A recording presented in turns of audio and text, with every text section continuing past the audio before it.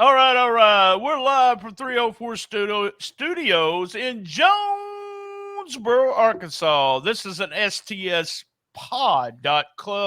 production, Lance. Oh, by the way, I'm BT, and I almost, oh my God, almost said your name. I That have to guy, give him this introduction every time, right so there. just let's get it going. Uh, this guy right here, this guy right here, did I say this guy right here? He likes to troll me on Twitter, on the X, On the X. X. He likes to X. troll me on the X. X. And it will surprise some of his closest friends, especially John and Eric, that he just stopped with one joke. He just keeps telling it over and over and over. But wait, Lance, I got a joke for you. You ready? Uh-oh. You ready? I'm ready. What do you call John Cena in camouflage? You can't see me. Redundant. Oh, yeah, baby. Woo! Was on the right track. That's a beautiful joke. Beautiful Yeah. joke. I got off the internet, so it's got to be funny. So hold on. Redundant. There you go. Perfect. He is from Chicago, where one of their top attractions is the Navy Pier. It's 3,300 feet long on the shoreline of Lake Michigan. I didn't know that. He's the snark of excellence, my partner in crime, your friend of mine. Well, sometimes when he's not trolling me, Lance Levine. And remember, we're the two tastiest treats in podcasting. How you doing, Lance? I thought it was snacks. I always get it wrong. I told All you. Right. I am in the freeze-dried Skittles studios here in Chicago. This is a new taste treat. Freeze-dried Skittles. Yeah, it's very intriguing. So they're delicious. They're tasty. I'm not a fan. It's a tasty snack, if you will. I'm just not a fan of Skididdles. So we opened with the 10 bell salute because like we were talking about before the show, this is the first show that we've recorded since the passing. So just a couple quick notes that I wanted to say. Terry Funk, obviously a legend in many people's eyes, the greatest of all time. You know, I always look at wrestling deaths and deaths in general, especially with celebrities, but I always look at wrestling deaths as the tragic ones to me are the young ones. So the Bray Wyatt death was tragic to me because leaving a wife and two kids behind. Terry Funk lived his life. Terry Funk, it's sad that he's gone, of course, but he lived his life and he's a legend, you know, and he was ill for many years. He was not 100%. So tragic is Bray Wyatt's death to me. That guy had so much going for him and he had so much creativity. And just really sorry to see him gone. Sorry to see Terry gone, of course, but it totally different things to me. So. I agree 100%. Almost everybody I talked with said the same thing. We talked back and forth. Hey, Terry died. I hate to see that. You know, big fan. Blah blah blah. And then all of a sudden, you know, I started getting text messages and you know, DMs on Facebook. Hey, did you see this? Is this real? That was the main thing that everyone was with me at first, was whether it was real or not. And it Terry? didn't. No, with Bray. With Bray. Terry was pretty much the same as you said.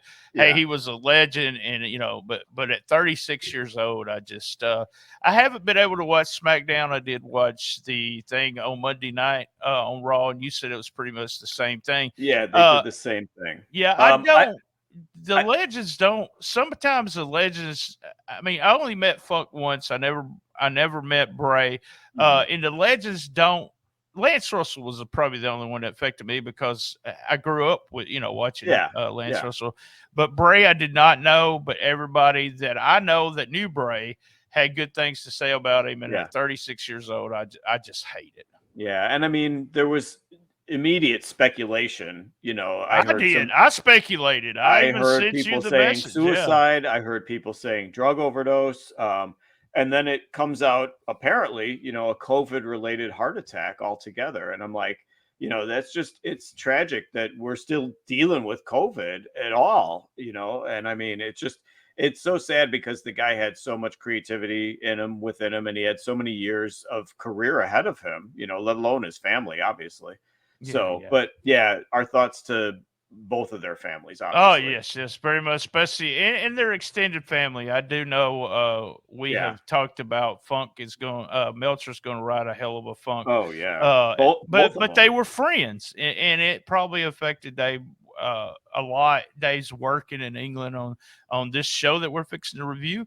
It probably affected him, and I just hate it. All right, real quick, let's get started. Business. Yep. This is episode 748, episode 41 of Dynamite.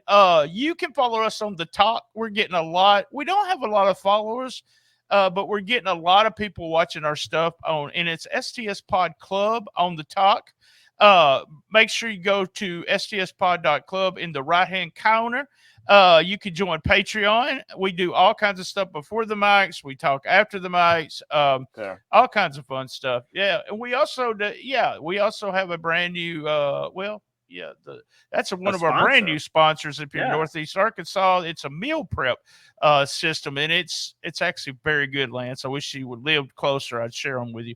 Do they serve bear? Are we eating bear? That's what it is, and it's what it is just the ingredients. It's just the food, no seasoning, no artificial, the real stuff. Like I had grits, Nashville hot chicken, and peas last night. It was so good.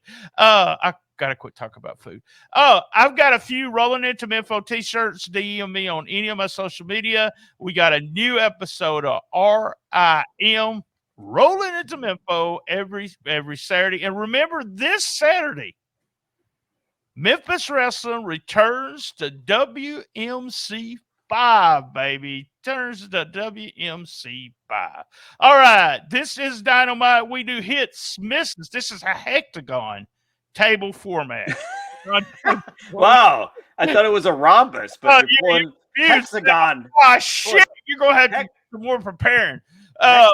Hits, misses, MVP. What are you looking forward to tonight's Dynamite? That's right. We're going to talk about tonight's Dynamite and this weekend's All In. I hear somebody's going to All In. It's in Chicago. And we'll give you the must see. All right, Lance, we're going to start with you. This is a historical event, and so give us the hits. So All Out from Wembley Stadium is the show that we're talking about, August 27th. The hits. So obviously you got to start with the crowd. You got to start with that. And I used the word spectacle, and you made fun of me, but just seeing that enormous crowd and the heat with that crowd. I mean, it was mic'd differently. I mean, it sounded good. Overall, it sounded good, but just seeing that crowd. So my list of hits before we get to my main one, I thought that was Hook's best match. Everybody thinks that I hate Hook. I don't hate Hook. I hate Hook's fans.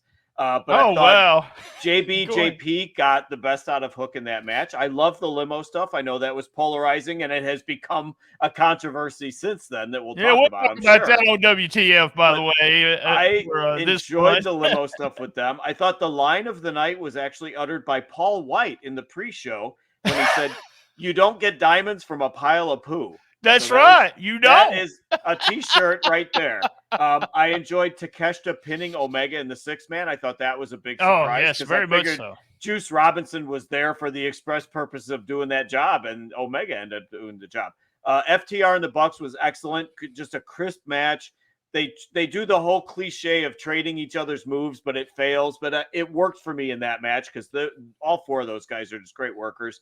Plus, FTR was wearing Union Jack gear, which makes me think of the Who, so I'm happy. Then Saraya is wearing a Union Jack bra, which also makes me happy. But man, so happy. Yes. So, and that reminded me of the Shoosh bra in WWE, but that's another story. I gave half a star to that match, half a star extra for Sheeta's Peekaboo gear also. Sting is just an absolute fucking miracle. Darby Allin with the dives with his hands tied behind his back with electrical tape. I thought Sting is older than us. Yeah, Sting is amazing. And also good for Nick Wayne making an appearance on that show, being able to say in his career that he made an appearance on that show. I enjoyed Judas live. I thought Jericho and Ospreay was just two fucking professionals going out there and giving it their all and tearing the house down. Also, Jericho performing at his age as well. My next to last highlight, I love the fact that us, the astute, most educated followers of wrestling, not knowing what the fuck was going to happen in the main event. You know, we're not, is MJF going heel? Are they turning? Is Cole turning? How is Roddy going to play a role? The false finish of the draw, and then they resume. Cole accidentally hitting the Panama Sunrise on Bryce Remsburg, which was so bizarre, but it actually worked for me. Should Cole use the belt? Should MJF use the ring? It's just such great drama. So I just really enjoyed that match. But my number one hit on the show, didn't mention it yet, is because Stadium Stampede was a masterpiece of brutality, and I loved it. Moxley, I thought Moxley using the branding iron was a tribute to Terry Funk. I thought that had to be. The announcers didn't mention it, but I caught it. Oh, yeah, they did mention it. Did they? Okay. Yeah. Penta pounding the skewers into Moxley's head. The umbrella going into Wheeler Yuta's mouth. Everybody was gushing. Pretty much almost everybody in the match was gushing. And I know you have an interesting perspective on Ortiz's hat that he wore to the ring on that. So, I'll tell that on Patreon. I got to tell that story on Patreon. It's hilarious. The highlight of the show for me, and I know there were many, was Stadium Stampede, my friend. So what do you got? Okay, I'm going to start with, I'll agree with all of yours, but one, and I'll talk about that in my misses. Cole and MJF winning the tag belts. I like that at the front. I didn't really expect it. I knew neither one of them was going to lose, but I didn't expect it. The pre-show, they had Anthony Go-Go on there. Go-Go was on there. I was fired up. Mercedes Moné, Sasha Banks. Also, she's on Mandalorian that I watched the last season. She was really good on that. Now, as an insider, what do you call her? I still call her Sasha Banks. Sasha. SB. Just making sure. Yeah, right, yeah. SB. Some Terry Funk shout outs from Punk. He did the spinning toe hold. He also did the swinging in the ropes. Did you see him doing that? He was swinging in the ropes. Also, the Brandon Iron from Moxley. So we got some Terry Funk shout outs. I love the desk spot with Punk and Joe when they threw him into it and then Punk came up bleeding. I thought that was. Omega lost, and he lost to that was one of those things that I was just totally shocked to. The Young Bucks, I don't know if you caught this. This was a tribute to Freddie Mercury. Yeah. Freddie wore that during the Wembley Stadium video that you see everywhere. FTR beating Young Bucks. That was a big hit with me. And Paige's entrance and the win. I still call her Paige. And Paige's, oh my God, her crazy mom. I love Paige's crazy mom. That's my last hit of the night. Plus everything you said I was game for too. So game, not gay. Game for, yeah. But G-A-M-E. I love Paige's family is such a train wreck. She's one of those, she would be on Facebook talking about whipping her boyfriend's ass or something. You know, that's the kind of woman she is. I love that shit. So, all right, we're going to go to misses. What's your misses for the night? All right, starting with towards the beginning, one of my misses is Grado's existence in general. Just Grado being there.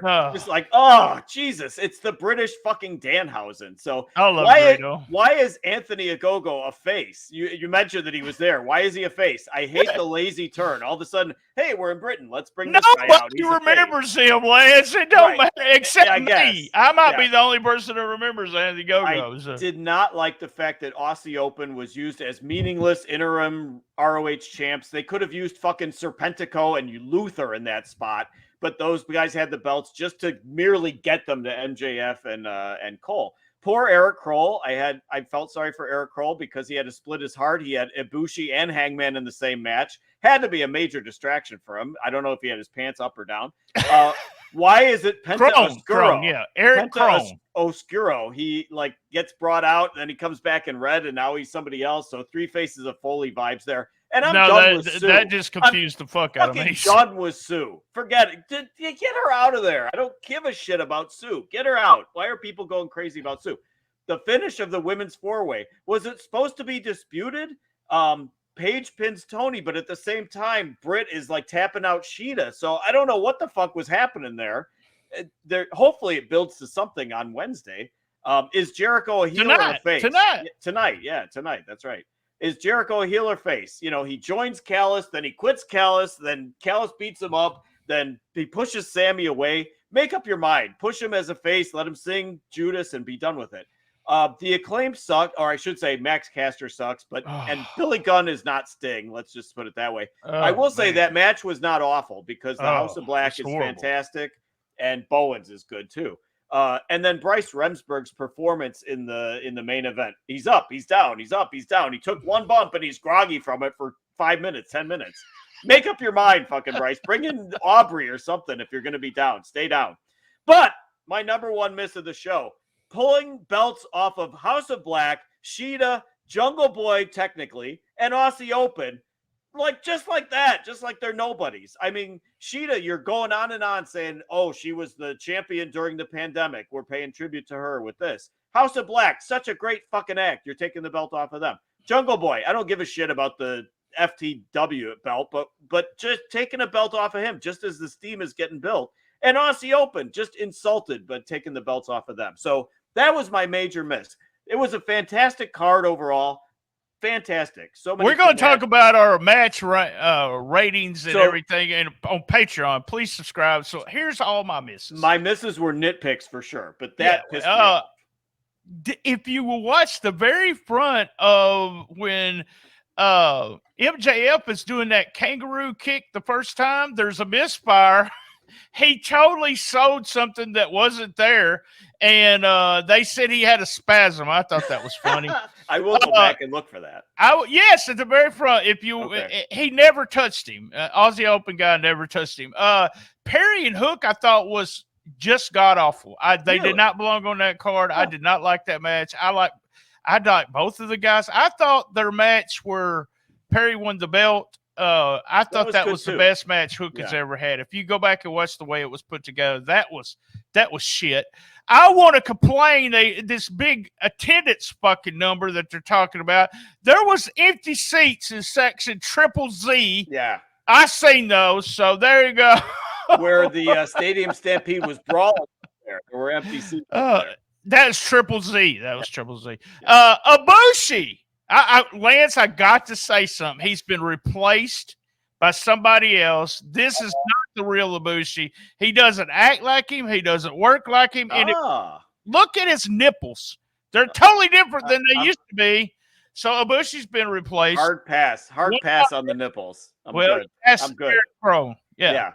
Jim Ross, horrible again. He turns it to just here's the two winners. The things he said. He said, "Why is everything golden?" Why did he say that? And then he makes the referees out to be stupid idiots by saying they're doing long 2 counts. The trios elite match, I thought it was real sloppy. Go by. I mean, it was fun. When I say about these matches being sloppy, I'm not saying I just hated the show. I just thought this was real sloppy. The Bucks. Dude, I'm gonna say something, and I'm not trying to be bad, but I'm bald headed, so I could say something. They do need hair transplants, guys. And it's easy. It's easy. Put some hair in there so you can keep the Young Bucks thing going.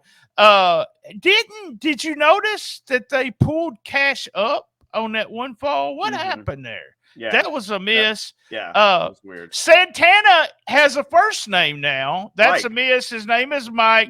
And they talked about how much. Well, they talked about how good he looked, but it looked like he'd been eating a lot of burritos.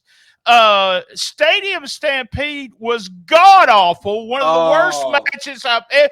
Garbage wrestling.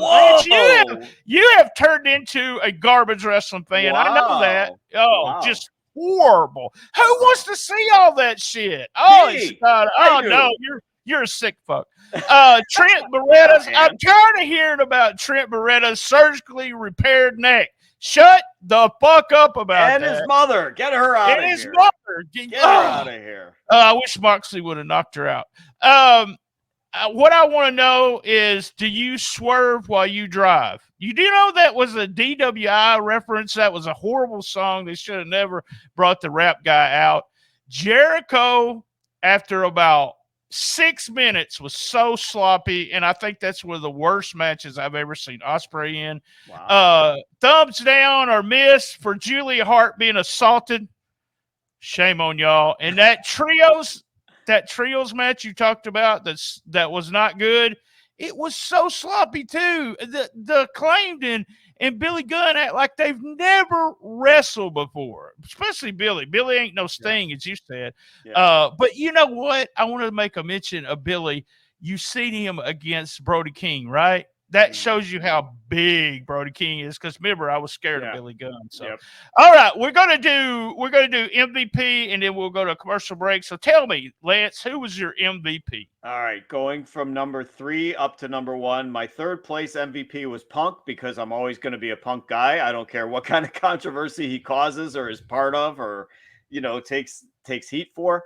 My number 2 is Jericho for working at the level that he worked at his age. At that sloppy level? He worked at the sloppy level? Did not think it was sloppy. It's so sloppy. But my MVP for the show is Sting for the exact same reason. For busting his ass at his age. Does not have to do the spots that he does. Now, granted, he doesn't do 100 matches a year, but still to do the half the shit that he's doing now at his age. Like you said, he's older than we are, for fuck's sake.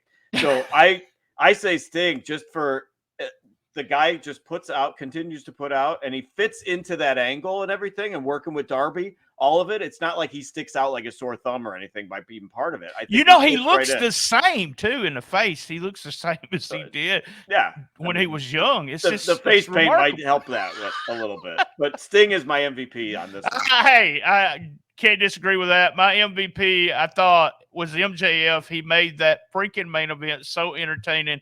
Him and I don't, when you talk about greatest shows ever or greatest events ever, which they said a bunch because of the paid attendance, you never think of MJF and Adam Cole. You think of Rock Hogan, Hogan and Andre as greatest. But I want to tell you what, with the 60-minute marathon match and this match, I was not a huge he can wrestle fan when it came to MJF, but this match was everything I like about professional wrestling. It had comedy. It had, the near falls. It had the restart. I mean, just had me going. And it was almost perfect when it came to the time. I think they said 27 or 28 minutes. Absolutely loved it. MJF also at the scrum. Do you know what a scrum is? Because no, I've never heard of that term. Scrum was awesome. He was just awesome. Scrum is where Izzy and AJ were asking questions. Yeah, that time. I wish we would have had somebody we knew that was there. But he was awesome at the scrum, professional, talking about, how I think he was humbled, if you want to, because of what he just wrestled in front of that many people. I loved seeing the look on their faces when they came out, because all the guys were just in awe that they were right there. And it made me feel good. So, it kind of says like what you're talking about the sloppy, maybe everybody was just too. Oh, it's possible. Yeah. Or the trip, there's no telling how long they've been up. I wish we could get some inside stories in about 10 years of things that happened on this trip. So there's probably a bunch of stuff, a bunch of shenanigans that was going on. So, all right, guys, we're going to go to, if you're watching it on Facebook, if you're watching it on YouTube, you got to quit watching it now. You can watch the complete show on Patreon, or you can go to the main feed on STSPOD.club and listen to the audio. But right now, if you're on Patreon, we'll take a commercial break. We'll come back with halftime. That's right, halftime.